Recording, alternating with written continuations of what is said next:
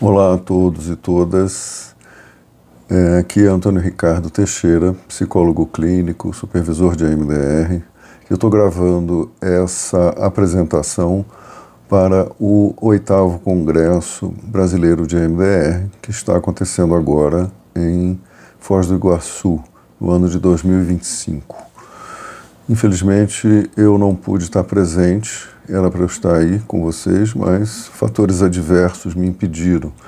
Eu estou participando do congresso online e pude, graças à coordenação, fazer minha apresentação através dessa gravação, né?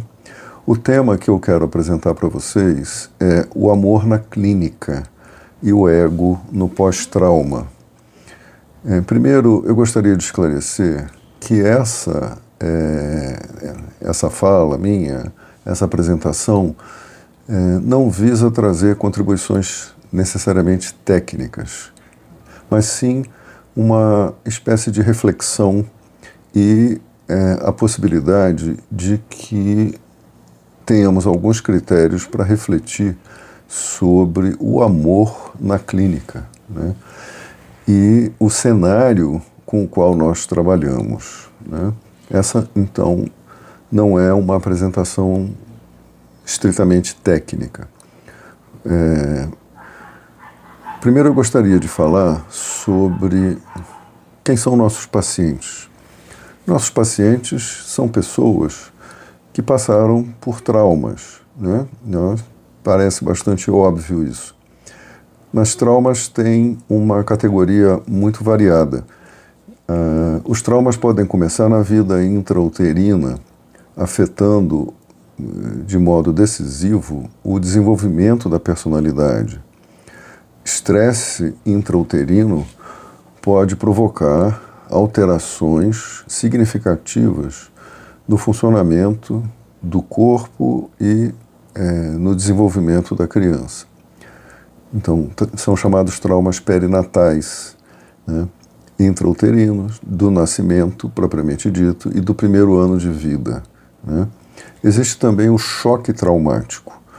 O choque traumático é a percepção de que a nossa vida está em perigo, a percepção de ameaça, a percepção que afeta o que Bessel van der Kolk chama de senso de previsibilidade e de invulnerabilidade. A previsibilidade é o que permite que a gente caminhe no tempo, né?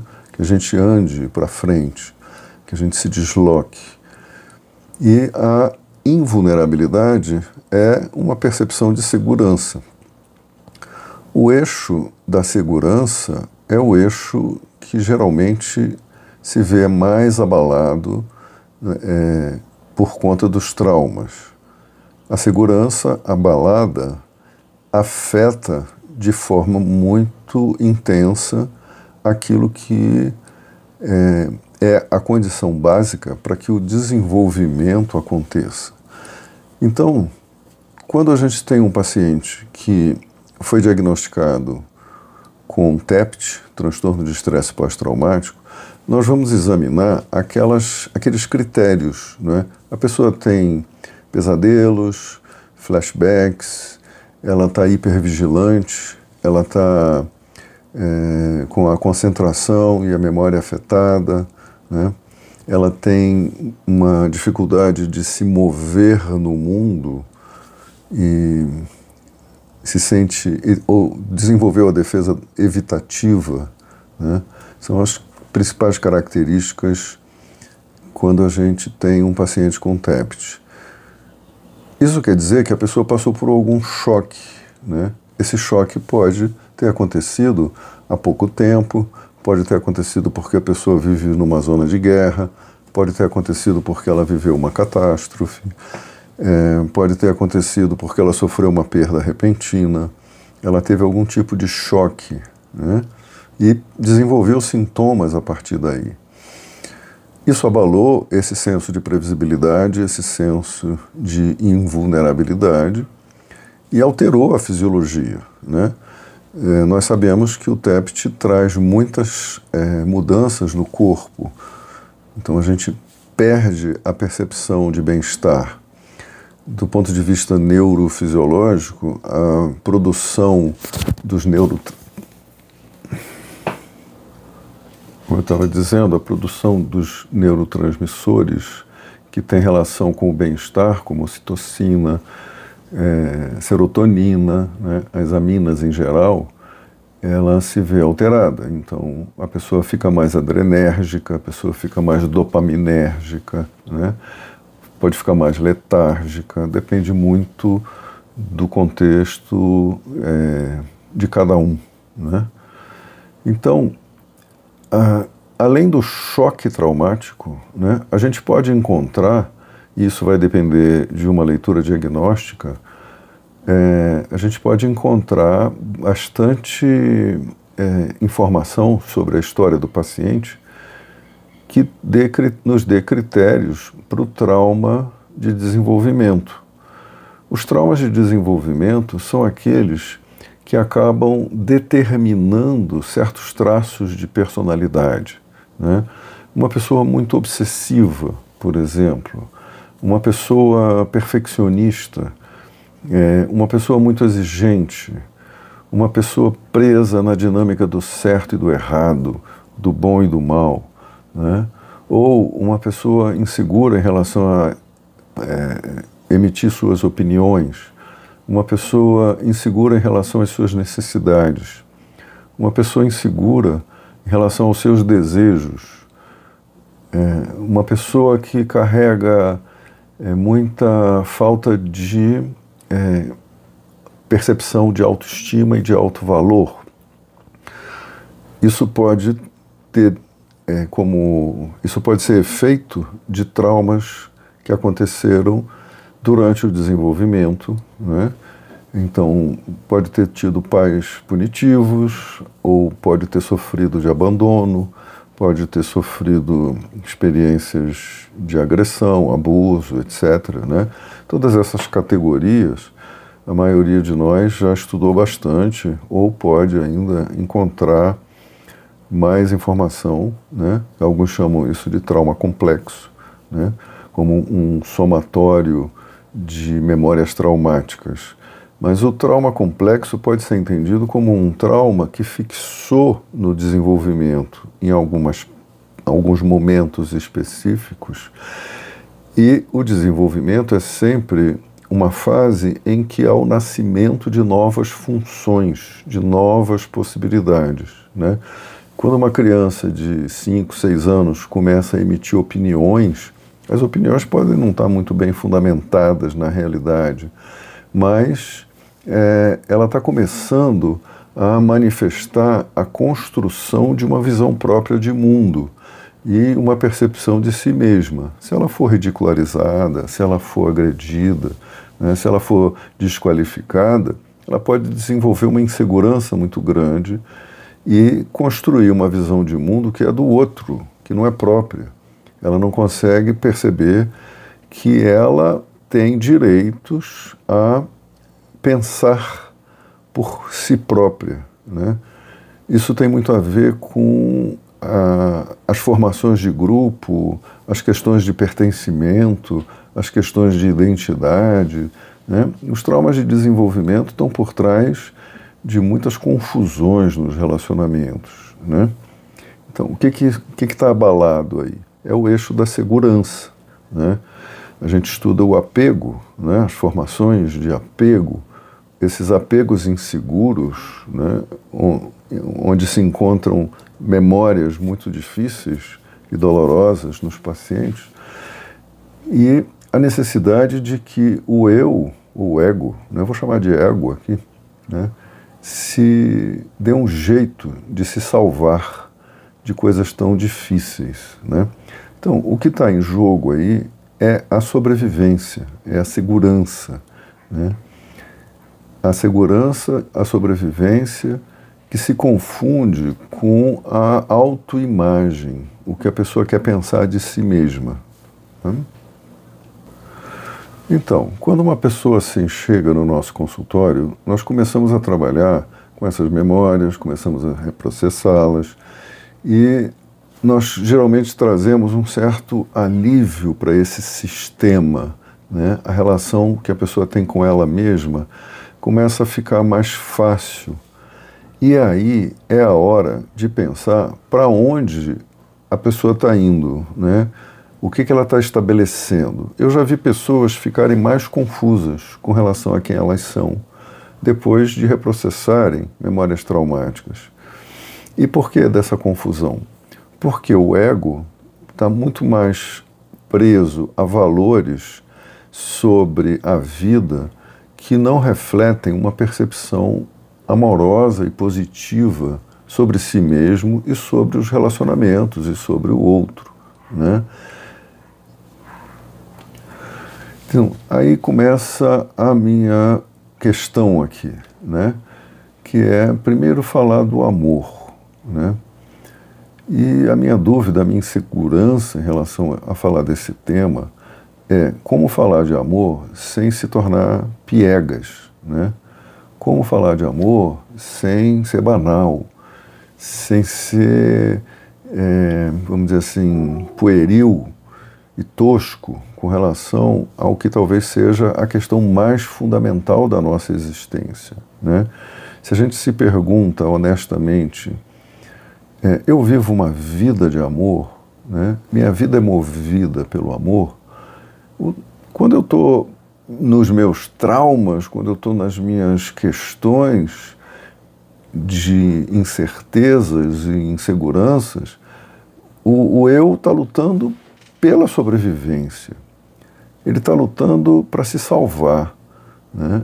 E o ego costuma se sentir muito fracassado, se avaliar negativamente e buscar compensações, que a gente chamaria aqui de compensações narcisistas. Então, por exemplo, uma pessoa que sofreu algum tipo de abuso pode querer ter uma vida narcísica, uma vida de compensações de sentimentos de inferioridade, que não reflete realmente uma vida amorosa. Eu considero esse um momento delicado da terapia, né? E a gente precisa estar atento para fazer intervenções que direcionam a pessoa para o desenvolvimento da capacidade de amar, né? E aí a gente vai falar um pouquinho sobre esse tema, né? O amor, ele não é a autoimportância.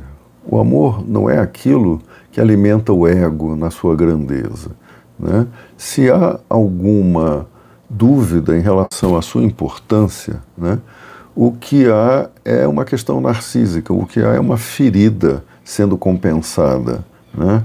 Quando a pessoa quer se sentir superior, quer se sentir melhor, né?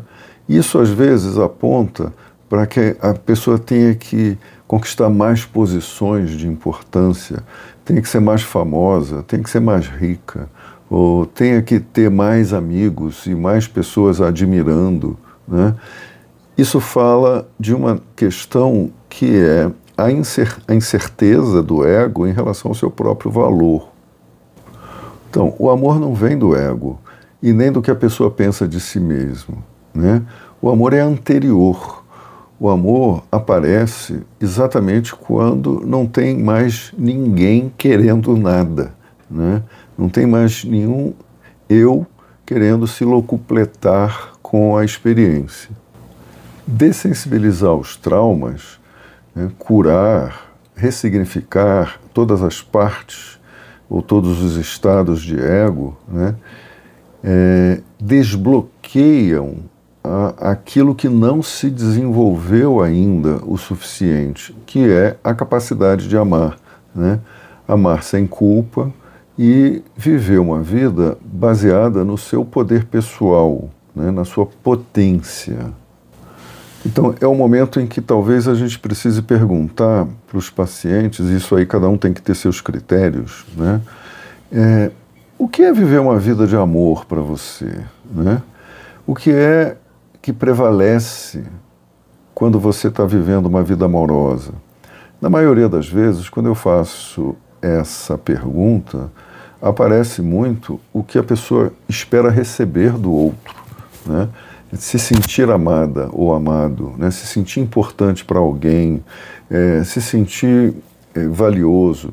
Quem atende casais vê esses conflitos, né, aparecendo muito. O quanto que você não me dá o amor que eu mereço, o quanto que você não me valoriza. Isso é, na verdade, uma projeção da falta de amor que veio lá da relação com os pais, né? Porque aquela criança não foi recebida como ela é. Ela não foi validada no seu ponto de vista. E para ajudar nossos pacientes nessa direção, nós precisamos também olhar para nós mesmos, né? Será que nós estamos alimentando mais o nosso ego e trabalhando a partir da nossa autoimportância e querendo refletir isso nos pacientes? Ou nós conseguimos soltar, né, nos soltarmos dessas posições narcísicas e deixar o amor aparecer, né? Isso para algumas pessoas pode ser muito difícil, para outras pode ser mais fácil, né? Eu lanço a questão, cada um que pense e reflita sobre si mesmo, veja como é o seu movimento aí, né? Como é que você se coloca diante do seu paciente. Um estudioso desse tema, que é o Dr. George Stalkner, que é um grande amigo e um colega que eu acompanho há muitos anos, ele coloca essa questão de uma maneira muito interessante. Muitos terapeutas estão interessados em se sentirem importantes para alguém, se sentirem famosos, né, ou ganharem dinheiro, mas de fato não apresentam um interesse genuíno no paciente, né? Isso vai impactar na relação do terapeuta com o paciente. Chega uma hora que esse senso de valor e importância fica restrito a uma espécie de recompensa, de dar e receber, né? Aí ele coloca assim, quando a gente tem uma intenção terapêutica fora do tempo, né? Eu demorei um pouco para entender isso, mas quando eu entendi isso me fez muito bem, porque entender o amor como algo que nos possibilita ter um olhar para o outro que não exige nada em troca, né? É como se você olhasse amorosamente para uma criança que acabou de nascer, ou para alguém que está sofrendo no leito de um hospital, ou para alguém que é como é. É nesse olhar que uma forma de amor aparece, que não é um amor condicional. Aí ele diz uma coisa muito importante. Quando a gente se esforça muito para melhorar o paciente, a gente está reproduzindo as condições que criaram o problema. Ou seja, você só vai ser amado ou amada quando você for melhor do que você é. Eu não te aceito do jeito que você é, né? Nesse ponto é que isso remete a uma reflexão sobre o amor do terapeuta pelo paciente, né? Porque é um amor que não é negócio, não é um amor que aparece como moeda de troca, né? E esse amor precisa ser aplicado a nós mesmos. Será que nós amamos a nossa criança ferida da mesma forma? Será que nós acolhemos nossas falhas, nossas faltas de uma maneira amorosa, né? Isso tudo é o começo de uma retirada de investimento energético no eu ideal, né? E uma possibilidade de abertura para uma forma de amor que não exige nada, que é um amor que acontece, né? É um amor que tem uma disponibilidade para o outro e para si, e que pode ser representado, por exemplo, por compaixão, pode ser representado por aceitação incondicional, né? A palavra aceitação é um pouco capciosa porque ela pressupõe um certo esforço, né? Eu já sei que você é assim, ou eu sou assim, vou aceitar isso, mas lá no fundo não há um relaxar, um soltar-se de fato, né? Que represente uma aceitação do que é como é. A gente pode dizer que a nossa verdadeira natureza é amorosa, só que ela não se manifesta com facilidade, né? Porque a gente está numa luta constante pela sobrevivência ou pelo cultivo da autoimportância, ou do que muitos chamariam de autoestima, mas que na verdade é o narcisismo, né? Um querer o tempo todo tampar buracos da nossa autoimagem, né? Quando a gente aceita falhas, fracassos, né, a gente pode se soltar, a gente pode ser mais amoroso, né? O amor não é aquilo que vem de uma condição. Ele precisa dessa segurança de que está tudo bem você ser você mesma, né? A gente precisa poder dizer isso para os nossos clientes e para nós mesmos. Não adianta querer dizer isso artificialmente, né, para os nossos clientes. Então, quando você já reprocessou uma série de memórias traumáticas, e se você abre o seu olhar para o projeto de vida amorosa que essa pessoa tem, você vai ter muita coisa para trabalhar, porque geralmente as pessoas estão equivocadas e se posicionam equivocadas em relação ao amor, né? Ao amor próprio e ao amor pelos outros, né? Um dos equívocos que a gente precisa ver é o da idealização romântica, né? Eu estou falando de amor, mas eu não estou falando só de amor a dois, né? Amor eu, você, né? Um ama o outro, né? Esse é na relação amorosa, né? Entre dois, entre familiares mais próximos, etc. E também tem a questão da sexualidade, né? É onde a gente vive as experiências mais intensas, né? É nesse contexto que se torna tudo mais intenso. E o nosso padrão de relação amorosa aparece, como a gente se relaciona aí. Isso pode dar margem a mais alvos para reprocessamento, né? Até que tudo isso se solte e a pessoa possa ter um projeto de vida amorosa, né?